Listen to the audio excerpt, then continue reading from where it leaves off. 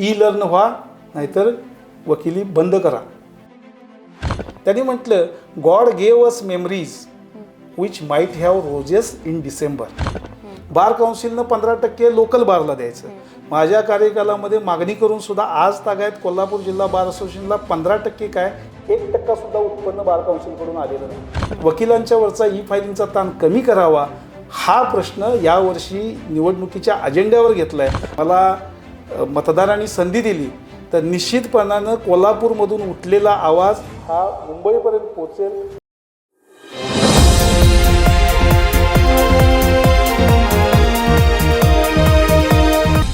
हाय, hello आणि नमस्कार. मी प्रेरणा मोहिते आणि तुम्ही पाहताय तारा न्यूज.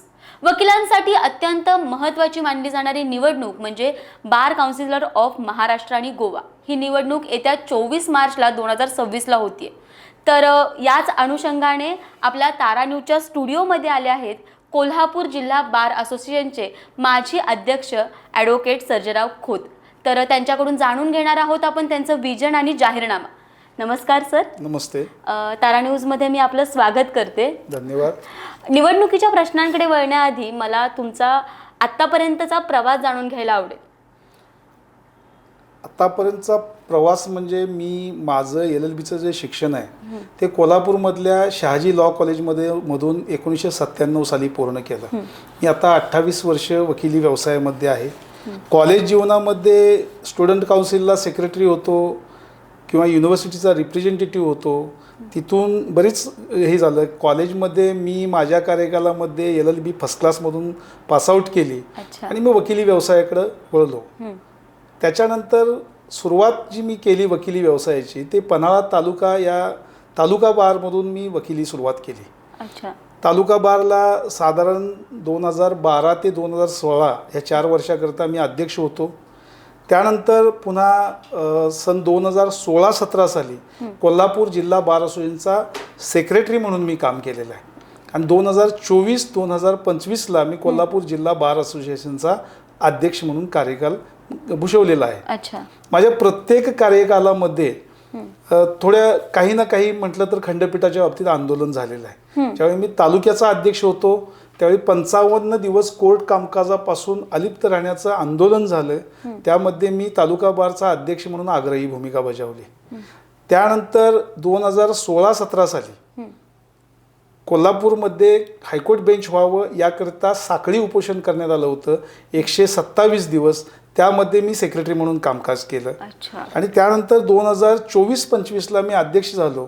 कोल्हापूरच्या इतिहासामध्ये पहिल्यांदाच इतक्या बहुमतानं कोणीतरी निवडून आलं होतं आणि माझं सांगताना आनंद होतो की कोल्हापूर जिल्हा बार असोसिएशनचं हायेस्ट रेकॉर्ड आहे निवडून येण्याचं 230 आणि लोकांनी इतका प्रचंड विश्वास टाकला माझ्यावरती की 611 इतक्या न भूतो न भविष्यतो इतक्या मताधिक्यानं मला त्या ठिकाणी अध्यक्ष केलं होतं. अच्छा, म्हणजे खंडपीठाच्या चळवळीतील शेवटचे अध्यक्ष म्हणायला काही हरकत नाही तुम्हाला. अगदी बरोबर. मला त्याचा अनुभव जाणून घ्यायला आवडेल. आता ज्या वेळेला मी कोल्हापूर जिल्हा बारचा अध्यक्ष म्हणून सूत्र हातात गेले. आता कसं होतं की आपल्या इथं खंडपीठ कृती समिती आहे. ती मुंबई उच्च न्यायालय कोल्हापूर खंडपीठ कृती समिती या नावानं 6 जिल्ह्याच्या वतीनं एस्टॅब्लिश केलेले आहे. ते 6 जिल्हे म्हणजे कोल्हापूर, सांगली, सातारा, सिंधुदुर्ग, रत्नागिरी आणि सोलापूर. आता या 6 जिल्ह्याच्या वतीनं जी कृती समिती आहे त्या कृती समितीचा जो निमंत्रक असतो, कन्व्हेनर असतो, तो कोल्हापूर जिल्हा बार असोसिएशनचा अध्यक्ष असतो. त्याच्यामुळं निवडून आल्यानंतर प्रचंड जबाबदारी वाढलेली होती. यापूर्वीसुद्धा तत्कालीन सरन्यायाधीश मोहित शाह यांनी 7 सप्टेंबर 2015 रोजी कोल्हापुरातच फक्त सर्किट बेंच स्थापन करता येईल असा रिपोर्ट दिलेला होता. तो रिपोर्ट माहिती अधिकारात मिळवण्याकरता मी RTIच्या कंप्लेंट्स दाखल केल्या होत्या, हायकोर्टला रीट केलं आणि शेवटी सुप्रीम कोर्टपर्यंत गेलो आणि त्याच्यामध्ये एनकेन प्रकारे तो रिपोर्ट मिळवण्यासाठी आम्ही यशस्वी झालो. आणि त्यानंतर समजलं की 2017लाच हे सर्किट बेंच मंजूर करावं अशी डायरेक्शन्स होती. पण या काही घडलेल्या आगळीक प्रकरणामुळं 10 वर्षे आपण मागं फेकलं गेलो. आणि त्याच्यामुळं लोकांचा विश्वास नव्हता आता की कोल्हापूरमध्ये खंडपीठ होऊ शकतं का. त्याच्यामुळं लोकांच्या मनात विश्वास निर्माण करणं हे मोठं चॅलेंज त्यावेळी माझ्यावरती होतं. त्यासाठी मी मुख्यमंत्र्यांना कोल्हापूर बंद असं आंदोलन पुकारलं. त्यालाही मुख्यमंत्र्यांनी त्यांचा दौरा कॅन्सल करून समर्थन दिलं. त्यानंतर वकिलांच्या मनामध्ये विश्वास जागृत व्हावा याकरिता 12 वर्षानंतर प्रथमच आम्ही कोल्हापूरमध्ये वकिलांची वकील परिषद 6 जिल्ह्यातील वकिलांच्या करता बोलवली होती आणि यशस्वीरित्या सभागृहाची क्षमता 2000 होती आणि लोकांची उपस्थिती 2500 पेक्षा जास्त नोंदवली गेली. म्हणजे त्याच्यामध्ये आम्हाला यश आलं. आणि त्याच वकील परिषदेमध्ये आदरणीय मुख्यमंत्री एकनाथजी शिंदे हे लाईव्ह आले आणि त्यांनी टेलिफोन कम्युनिकेशनद्वारे सांगितलं की वकील संघटनेचा आम्ही आदर करतो आणि शासन आपल्या पाठीशी सक्षम आहे. आणि मग वकिलांच्या मध्ये पुन्हा विश्वास जागृत झाला आणि मग आंदोलनाची सुरुवात झाली. तर त्याचं फायनल रिप्रेझेंटेशन जे आहे, तुम्ही आता मगाशी म्हटला की खंडपीठ चळवळीतला शेवटचा अध्यक्ष, खरंच हीच माझी ओळख आहे. खंडपीठ चळवळीच्या आंदोलनातला शेवटचा अध्यक्ष म्हणून जे शेवटचं रिप्रेझेंटेशन मुंबई उच्च न्यायालयाच्या सरन्यायाधीशांसमोर सादर केलं 29 सप्टेंबर 2025 रोजी, ते माझ्या नेतृत्वाखाली सबमिट केलं गेलं. आणि त्याच्यानंतर नोटिफिकेशन निघालं. आदरणीय भूषण गवई साहेब अनंत उपकार आहेत त्यांच्या कोल्हापूर विभागावरती की त्यांच्या विचारसरणीतून शाहूंच्या नगरीमध्ये बेंच तयार होतोय, झालेलं आहे. आता सर्किट बेंच झालं, रेग्युलर बेंच पण होईलच. तर त्या कामामध्ये हा अशा प्रकारे मी थोडंसं योगदान त्या ह्याच्यामध्ये दिलेलं आहे. अच्छा सर, आतापर्यंत तुम्ही अध्यक्ष म्हणा किंवा सेक्रेटरी म्हणून काम पाहिलं, पण आता काउन्सिलर ऑफ महाराष्ट्र आणि गोवा या निवडणुकीत तुम्ही उतरतायत, तर यामागची प्रेरणा काय नेमकी? आता चांगला प्रश्न तुम्ही विचारला. प्रेरणा ही घेऊनच प्रत्येकानं राजकारणामध्ये समाजकारणामध्ये उतरलं पाहिजे. माझी प्रेरणा कुठलीही राजकीय प्रेरणा नाही. आज माझ्यासाठी गुरुस्थानी असणारे आमचे आदरणीय तानाजी नलवडे म्हणजे मुंबई उच्च न्यायालयाचे निवृत्त न्यायमूर्ती, ज्यांनी स्वतः जिल्हा न्यायालयाच्या प्रांगणामध्ये प्रचाराचा नारळ फोडून माझ्या प्रचार शुभारंभ केलेला आहे, ते आदरणीय तानाजी नलवडे साहेब ही एक प्रमुख प्रेरणा आहे. आणि त्यांच्याकडून मिळालेली प्रेरणा म्हणजे ज्युनियर वकिलांच्यासाठी तळमळीनं काम करणे. ग्रामीण भागातून आलेले वकील आहेत, त्यांना उत्पन्नाची साधनं नाही आहेत, सुरुवातीच्या कालावधीमध्ये त्यांना अनंत अडचणी येतात, त्याच्यामध्ये त्यांना मार्गदर्शन करायचं आणि त्यांच्यासाठी काम करायचं. याच अजेंड्यावरती मी कोल्हापूर जिल्हा बार असोसिएशनमध्ये सुद्धा काम केलं. त्याच्यानंतर आता सुद्धा तोच अजेंडा माझा आहे.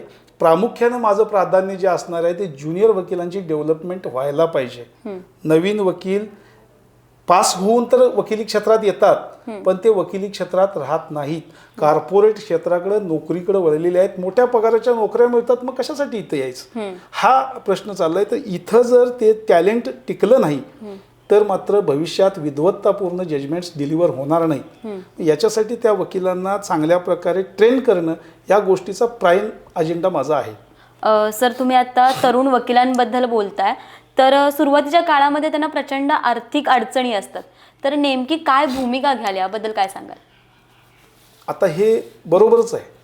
मी 1,500-2 हजार लोकसंख्येच्या खेडेगावातून पन्हाळ तालुक्यातून आलेलो आहे. सुरुवातीच्या कालावधीमध्ये वकिलांना काय आर्थिक अडचण असते, काय विवंचना असते, हे काय आता लपून राहिलेलं नाही. साधं लग्नाला मुलगी द्यायची म्हटली तर ज्युनियर पोरग्याला प्रश्न विचारले जातात की तुम्हाला उत्पन्न किती मिळतं. तो अनेबल असतो, तो कुणाकडे तरी ज्युनियरशिप करत असतो, त्याला त्याचं सांगता येत नाही उत्पन्नाचा सोर्स किती. तर त्या स्टेजला त्याला आर्थिक सहाय्य मिळायला पाहिजे आणि ही जबाबदारी ही शासनाची आहे. इतर राज्यांमध्ये ज्युनियरना स्टायफंड चालू आहे, महाराष्ट्रामध्ये नाही. मला सांगताना आनंद वाटतो आणि मी तुम्हाला सांगू इच्छितो की ज्युनियरांचे स्टायफंडचा जो काय मुद्दा आहे त्याला मूर्त स्वरूप आता प्राप्त झालेलं आहे. आणि याचं पहिलं आंदोलन महाराष्ट्र राज्यामध्ये कोल्हापूरमध्ये केलं. मी कोल्हापूर जिल्हा बार असोसिएशनचा अध्यक्ष असताना ज्युनियर वकिलांना स्टायफंड व्हायला पाहिजे यासाठी वकील परिषदेमध्ये सुद्धा ठराव मंजूर करून घेतला. तो स्टायफंडचा मुद्दा ऐरणीवरती आणला. त्यानंतर 18 फेब्रुवारी 2025 रोजी स्टायफंड करता कोल्हापूरमध्ये 6 जिल्ह्याच्या वतीनं महारॅलीचं आयोजन केलं होतं आणि त्याचं निवेदन कोल्हापूरच्या माननीय कलेक्टरांच्या मार्फत मुख्यमंत्री महोदयांना दिलेलं होतं. यापूर्वीच्या मुख्यमंत्री एकनाथ शिंदे साहेबांना सुद्धा निवेदन दिलं. त्यांनी त्याच्यामध्ये प्रोडक्टिव्ह स्टेप्स घेतली. बार काउन्सिलकडे डाटा मागणी केला होता, ज्युनियर एक्झॅक्ट किती आहेत, त्यांची कशी जबाबदारी घ्यायची, पण तो माहितीचा डाटा शासनाकडे दिलेला आम्हाला अजूनपर्यंत ज्ञात नाही. बार काउन्सिलर काय करतात हाही आता प्रश्न आमच्या समोर राहिलेला आहे. आता या स्टायपंड मिळण्यासाठी एवढ्यावरती आम्ही थांबलेलो नाही. माझ्या कार्यकालामध्ये तुम्हाला माहीत असेल की देशाचे गृहमंत्री अमित शाह कोल्हापूरचे जावई आहेत. त्यांचे मेहुणे परिचित असल्यामुळं त्यांच्या माध्यमातून निवेदन हे आम्ही त्यांच्यापर्यंत पण पोचवलं होतं की तुमचे ऋणानुबंध जपण्यासाठी कोल्हापूरचे असलेले तुम्ही कोल्हापुरात खंडपीठासाठी प्रयत्न करा. त्याचबरोबरीनं इतर राज्यांप्रमाणे ज्युनियर वकिलांना स्टायपंड महाराष्ट्र राज्यामध्ये सुद्धा दिला जावा, कारण देशातलं सर्वात मोठं राज्य महाराष्ट्र आहे आणि त्याच्या नावातच त्यांनी महा केलेलं आहे. तर इथं सुद्धा स्टायपंड व्हायला पाहिजे. झारखंड सारखा मागासवर्गीय राज्य वकिलांसाठी स्टायपंड, हेल्थ इन्शुरन्स, पेन्शन योजना लागू करतं, मग व्हाय नॉट महाराष्ट्र. त्याच्यामुळं परत प्रश्नावली झाली. पुन्हा बार काउन्सिल ऑफ इंडियाकडे पत्रव्यवहार केला, केंद्रीय लॉ अँड जस्टिस मिनिस्टर यांच्याकडे पत्रव्यवहार केला, केंद्र शासनाकडे पाठपुरावा करण्याचा जेवढा कोल्हापूर जिल्ह्याच्या एका छोट्या व्यासपीठावरनं प्रयत्न करता येत होता तेवढा संपूर्ण केला. आणि आज सांगताना आनंद होतोय की 2025च्या ऑक्टोबर 24 तारखेला बार काउन्सिल ऑफ इंडियानं शिफारस केंद्र शासनाकडे केलेली आहे. आणि तेवढ्यावरती पण प्रश्न थांबलेला नाही. तर नुकतंच आझादी का अमृत महोत्सव ह्या विविध स्कीम केंद्र शासनाच्या आहेत. त्याच्यामध्ये stipend scheme for junior lawyers म्हणून केंद्रीय मिनिस्टर श्री अर्जुन राम मेघवाल जे आहेत लॉ अँड जस्टिसचे मिनिस्टर, त्यांनी ही स्कीम लोकसभेमध्ये 6 फेब्रुवारी 2026 रोजी इंट्रोड्यूस केलेली आहे. आता तुम्हाला माहितीच आहे राज्यसभेची मंजुरी आल्यानंतर at the end of 2026 junior वकिलांना स्टायपंड चालू होईल. आता इथं पण प्रश्न असा होता की स्टायपंड एक्झॅक्ट किती रकमेचा द्यावा. आम्ही त्यामध्ये सुद्धा विद्वत्तापूर्ण त्याच्यामध्ये रिप्रेझेंटेशन्स दिलेले होते की या मुद्द्यावर what will be the quantum for stipend कुठंही काही एक्सप्लेनेटरी नव्हतं. मग मद्रास हायकोर्टचं एक जजमेंट होतं, त्यामध्ये त्यांनी म्हटलेलं होतं considering the needs of junior lawyers in urban area it should be 20,000 per month आणि considering the needs of junior lawyers in rural area it should be 15,000 per month. आता 5 वर्षाची आमची मागणी होती, पण 3 वर्षासाठी ते विधेयक आलेलं आहे. मग अशा परिस्थितीमध्ये ज्युनियरांचा प्रश्न मार्गी लागणार आहे. या मुद्द्यावरती जर बोलायचं म्हटलं तर माझं योगदान जे आहे ते अनन्यसाधारण आहे. म्हणजे मी म्हणायची गरज नाही, ते काम बोलतंय. त्याच्यामुळं त्याचाही विचार या निवडणुकीमध्ये चांगल्या प्रकारे होईल. अगदीच. सर, वकिलांबद्दलच्या ज्या विविध योजना असतात किंवा विमा, तर याबद्दल काय सांगाल तुम्ही? आता वकिलांचा वेलफेअर फंड असतो, तो बार काउन्सिलकडून जमा आहे, पण तो वकिलांना दिला जात नाही. मग तो कुठं आहे? शासनाकडे आहे, बार काउन्सिलकडे आहे, कुठं आहे? मी माझी वकिली करतो त्याला 28 वर्षे पूर्ण झाली. 28 वर्षामध्ये जेवढ्या बार काउन्सिलच्या निवडणूक आल्या त्या प्रत्येक निवडणुकीमध्ये हाच मुद्दा मी ऐकला आहे की वेलफेअर फंडाची रक्कम वकिलांना निवृत्तीचं बेनिफिट म्हणून मिळायला पाहिजे, पण ती अद्याप मिळत नाही. मग आतापर्यंतच्या बार काउन्सिलर्सनी काय काम केलं हा सुद्धा त्याच्या पाठीमागचा अजेंडा आहे. या निवडणुकीमध्ये एकूण जे आता विद्यमान बार काउन्सिलर आहेत त्याच्यापैकी 20+ मेंबर्स जे आहेत ते पुन्हा निवडणूक लढवतात. काही जण 2 वर्ष 3 वर्षाची टर्म एन्जॉय करून पुन्हा त्या निवडणुकीमध्ये आल्या. आम्हाला प्रश्न पडला, हे व्यासपीठ नेमकं कसलं आहे? राजकारणाचं आहे का लिगल फॅटर्निटीज आहे? त्याच्यामुळे इथं स्कीम ज्या आहेत वकिलांच्या त्या घेतल्या गेलेल्या नाहीत. बघा, कोल्हापूर आणि या 6 जिल्ह्याच्या अनुषंगाने मी बोलतो कोल्हापूर विभागाबद्दल. इथं येणारा वकील वर्ग जर बघितला तर ग्रामीण भागातून आलेला असतो. त्याचं उत्पन्न गट लिमिटेड असतो. तो शेतकऱ्याचा मुलगा असतो. म्हणजे मेजॉरिटीनं शेतकऱ्याला आभा कार्ड दिलं जातं, 5 लाख रुपयेपर्यंतचा हेल्थ इन्शुरन्स. पण शेतकऱ्याच्या मुलग्यानं मात्र कोट घातला तर त्याचं हेल्थ इन्शुरन्सची स्कीम काढून घेतली जाते.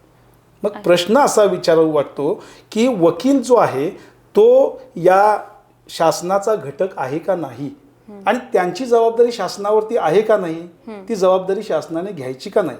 मग अशा विविध योजना आहेत त्या इथंपर्यंत वकिलांपर्यंत पोचल्या पाहिजेत. हा आमचा अजेंडामधला महत्त्वाचा भाग आहे. अच्छा. सर, कोल्हापूरमध्ये बॉम्बे हायकोर्टचं सर्किट बेंच आलं, तर यामध्ये स्थानिक वकिलांसाठी तुमची काय भूमिका असणार किंवा काय कराल? अगदी सुंदर प्रश्न विचारला. कोल्हापूरमध्ये सर्किट बेंचची एस्टॅब्लिशमेंट झाली. 40 वर्षापासून आंदोलन चालू होतं. अथक प्रयत्नानंतर हे बेंच आलं, स्वप्न साकार झालं ते आदरणीय गवई साहेबांच्या मुळे. पण स्वप्न साकार झालं, परंतु त्याच्यामध्ये वकिली कुणी करायचं? कोल्हापूरमध्ये इम्पोर्टेड ॲडव्होकेट्स आले, बाहेरून वकिलांनी अगदी हायफाय ऑफिसेस कोल्हापूरमध्ये ओपन केली. मग पक्षकारांना स्वस्तात न्याय मिळणार कसा? मग हा खंडपीठाचा अट्टाहास आम्ही कशासाठी केला? हाच प्रश्न डोक्यात घेऊन जे माझे प्रेरणास्थान आहेत आदरणीय नलवडे साहेब, हे निवृत्त न्यायमूर्ती असताना सुद्धा त्याच हायकोर्टामध्ये बार रूममध्ये दुपारी 3 वाजेपर्यंत स्वतःच्या घरून टिफिन घेऊन येऊन त्या ठिकाणी बसतात, जेवतात, वकिलांना मार्गदर्शन करतात, वकिलांमध्ये मिक्सअप होतात आणि इथल्या वकिलांनी काम करावं ही तळमळ व्यक्त करतात. या ठिकाणी काम करत असताना एक गोष्ट आम्हाला प्रकर्षानं जाणवली की ग्रामीण भागातून आलेला जो वकील आहे तो त्याचं शिक्षण मराठी माध्यमातून झालं. त्यांची नेक्स्ट जनरेशन आता इंग्रजी माध्यमामध्ये शिकते. फर्दर आमचे जनरेशन्स इंग्लिश मिडियममध्ये चांगल्या प्रकारे येणार. आम्ही इंग्रजीमधून युक्तिवाद करतो, परंतु तरी देखील भाषेचा फोबिया आहे. आता बघा, UP बिहार सारख्या राज्यांमध्ये त्यांची लोकल रिजनल लँग्वेज म्हणून हिंदीचा वापर करण्यास अनुमती आहे, पण महाराष्ट्रामध्ये मराठी भाषेला अभिजात भाषेचा दर्जा दिला गेला. मग ही अभिजात भाषा जी आहे ती काय खाजगीत बोलण्यासाठी आहे का? या भाषेमध्ये सामर्थ्य नाही का? या भाषेमध्ये विद्वत्ता नाही का? आणि या भाषेमधून जर युक्तिवाद केलं तर न्यायाधीशांना समजत नाहीत का? मुंबई उच्च न्यायालयाचे आता सर्किट बेंचमध्ये येणाऱ्या प्रत्येक न्यायाधीशांचं आम्ही स्वागत केलं. ते ज्यावेळी आमच्यासोबत येऊन खाजगीत गप्पा मारतात, मराठीतूनच बोलतात, त्यांना मराठी लँग्वेज समजते ना. मग ह्या हायकोर्टाची लँग्वेज अल्टरनेटिव्ह लँग्वेज म्हणून मराठी का नाही? तर आमचा प्रायर अजेंडा जर या निवडणुकीतला काय असेल तर इंग्रजी ही जी घटनेप्रमाणे हायकोर्टाची भाषा आहे त्याच्यामध्ये अल्टरनेटिव्ह लँग्वेज म्हणून मराठीचा सुद्धा वापर करायला परवानगी मिळावी. ती अशासाठी आमचे वकील इंग्रजीतूनच आर्ग्युमेंट करतील, पण मराठी सपोर्टिव्ह लँग्वेज आहे माहीत झालं की तो कॉन्फिडन्सनं जाईल. वकिली करण्यासाठी कॉन्फिडन्स महत्त्वाचा आहे आणि हा कॉन्फिडन्स जर इथल्या लोकल वकिलांनी घेतला तर मग आमचा लढा खऱ्या अर्थानं यशस्वी होईल. कमीत कमी पैशामध्ये पक्षकाराला न्याय मिळवून दिला जाईल. आमच्या इथल्या फीज ह्या बाहेरच्यापेक्षा 50% आहे. तर मग इथं हा मराठीचा वापर केला जावा आणि तो अधिकृत व्हावा, हा सुद्धा या निवडणुकीला आमचा अजेंडा आहे. अच्छा सर, वकिलांसाठी डिजिटल सुविधा आणि ई-कोर्ट प्रणाली आहे, तर त्याबद्दल काय सांगाल? आता ई-कोर्ट प्रणाली म्हटलं तर आम्ही त्याला ई-फायलिंग म्हणतो. हा तर आता मोठा चर्चेचा विषय झालेला आहे. धाडसानं या निवडणुकीमध्ये ई-फायलिंगच्या बाबतीतचा मुद्दा हा मी माझ्या अजेंड्यावरती घेतला. अजेंड्यावरती घेतल्यानंतर बऱ्याच ठिकाणी प्रोपोगंडा झाला की सर्जेराव खोत हे ई-फायलिंगला विरोध करतात.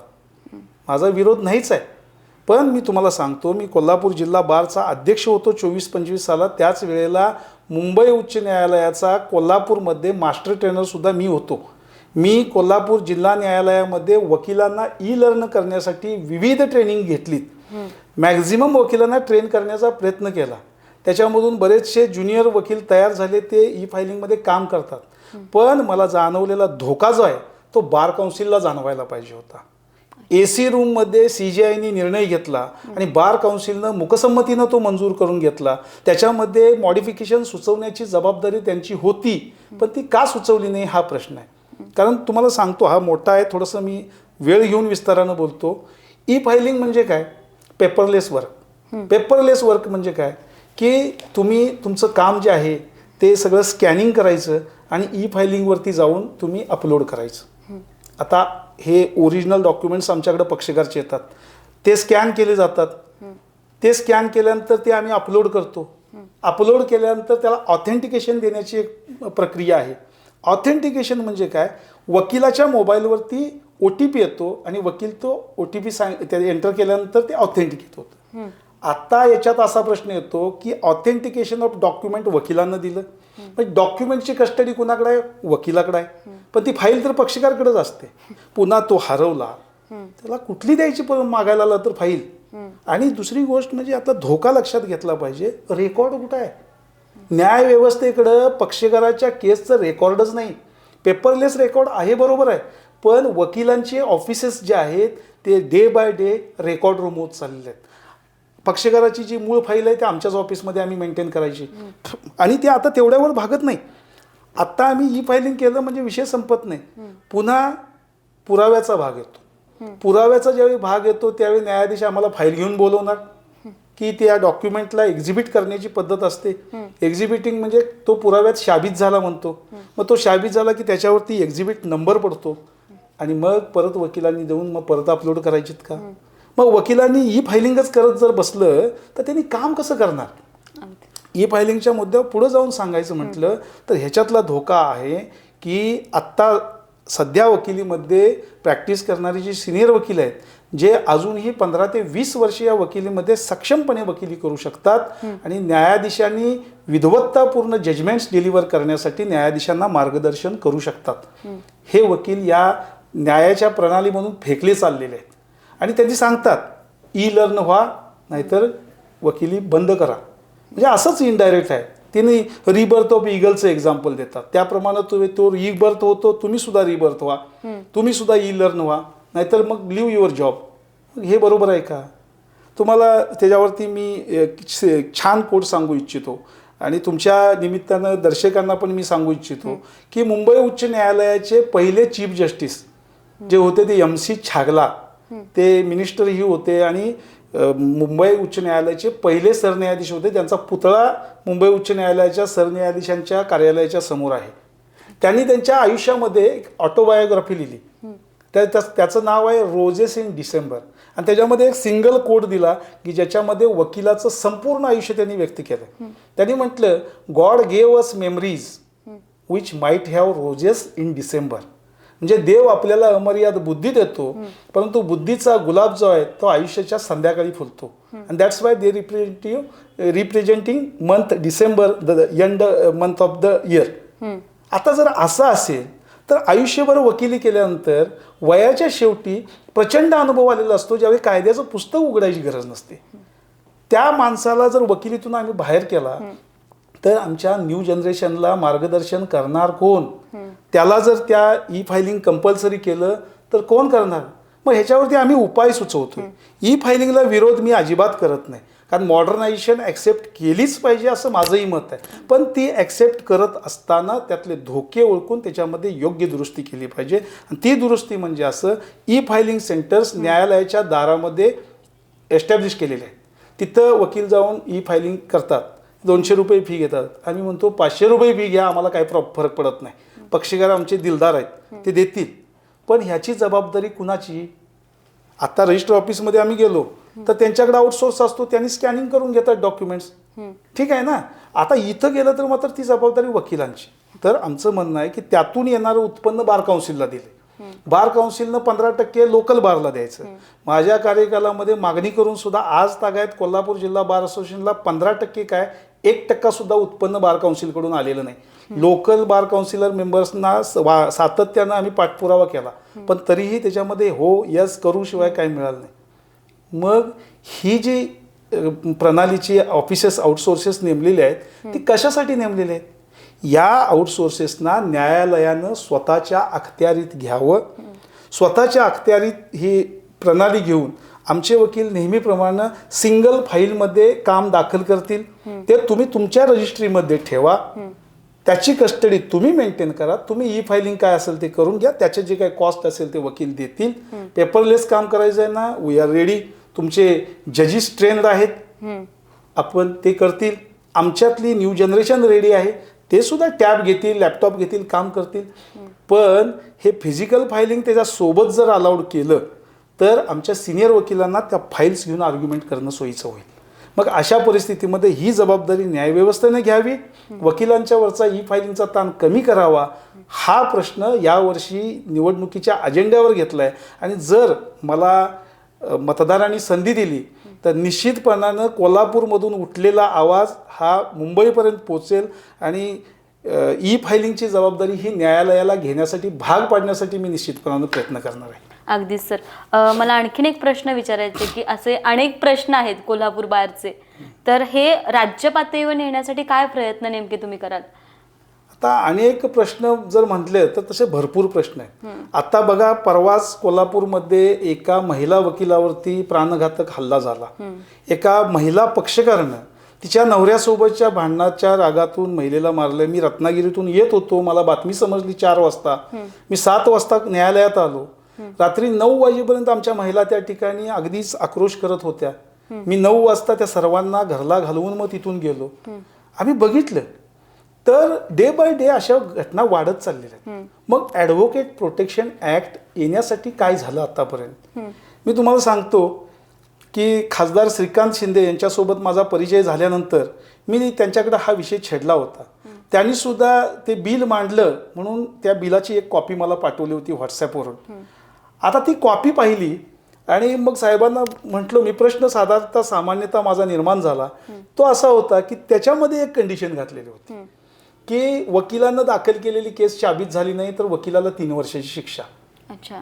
ही प्रोव्हिजन कशासाठी? IPC मध्ये मर्डर झाला 302ची कंप्लेंट दाखल होते, फ्रॉड अँड डिसीटची केस दाखल होते, ग्रीवियस हर्टची केस दाखल होते, आरोपी निर्दोष सुटतो. मग फिर्यादीवरती गुन्हा दाखल होतो का?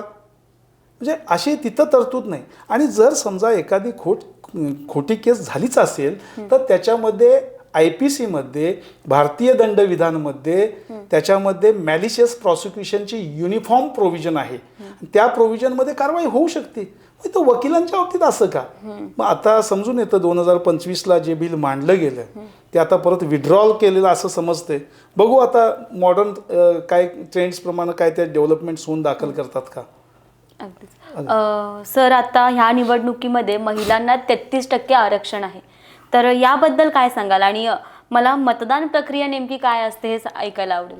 अगदी छान प्रश्न केला, कारण लोकांमध्ये खूप मोठा संभ्रम आहे की मतदान कसं करायचं. कारण in the history of bar council पहिल्यांदा सुप्रीम कोर्टाच्या निर्णयाप्रमाणे महिलांना 33% आरक्षण दिलेलं आहे. 25 जागांकरता निवडणूक होते.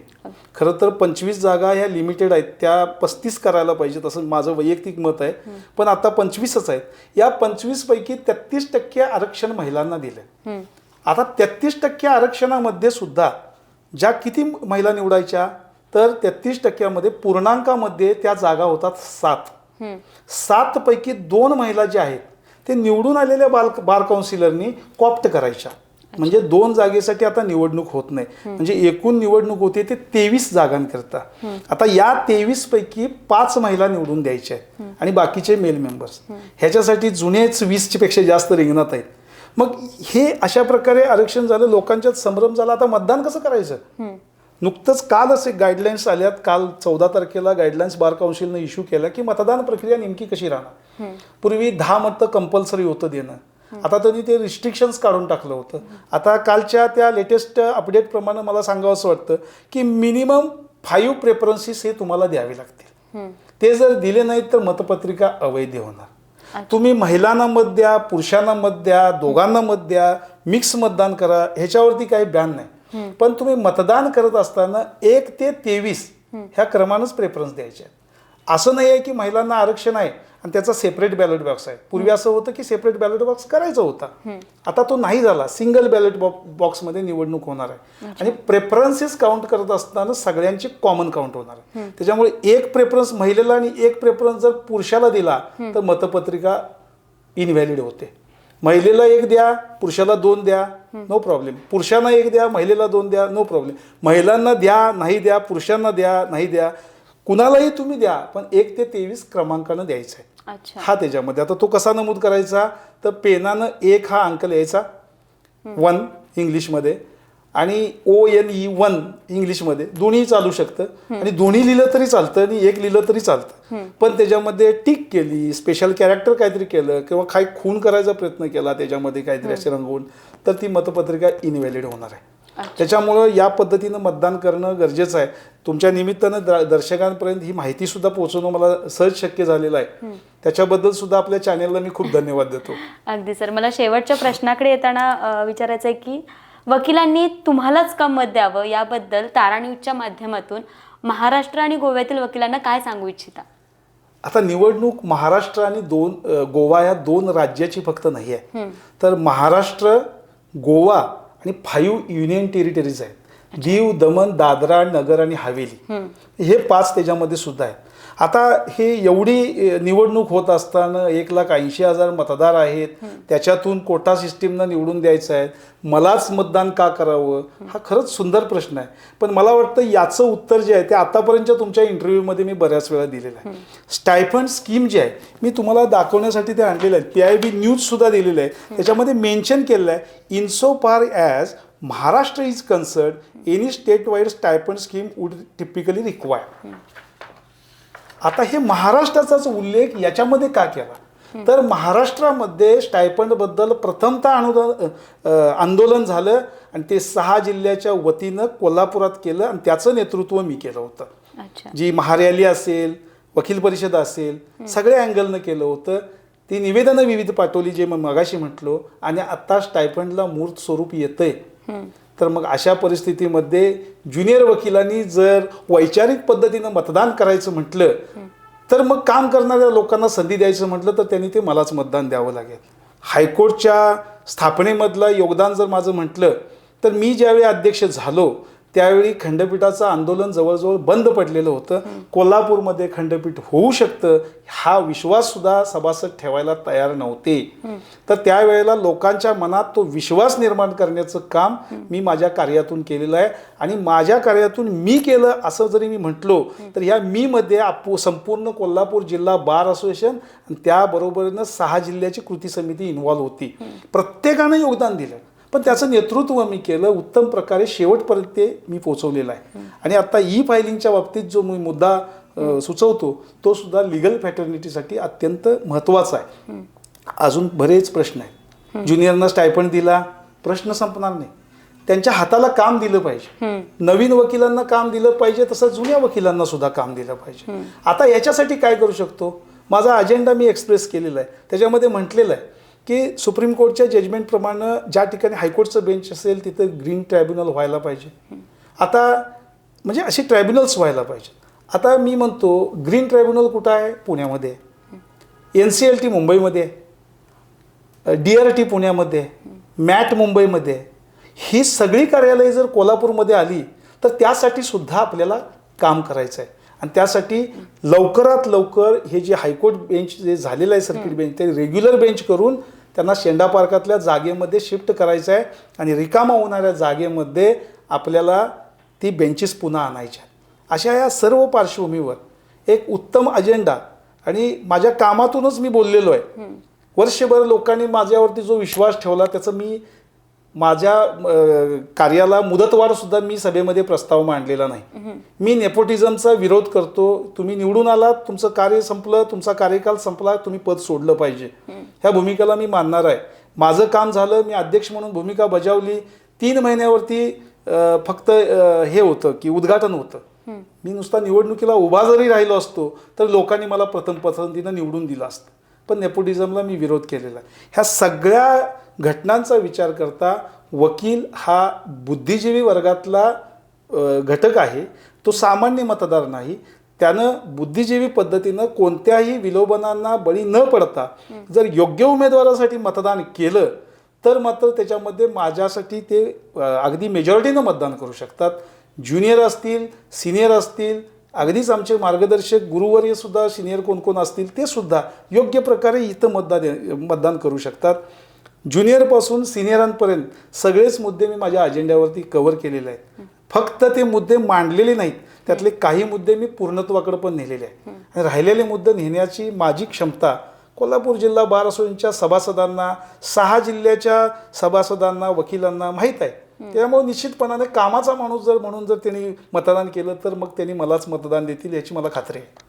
अगदीच धन्यवाद सर. आज तुम्ही आमच्या तारा न्यूजच्या स्टुडिओमध्ये आलात, तुमची भूमिका अगदी ठामपणे मांडलात आणि मी तुमचे खूप खूप आभार मानते आणि पुढील वाटचालीसाठी तारा न्यूजकडून शुभेच्छा देते.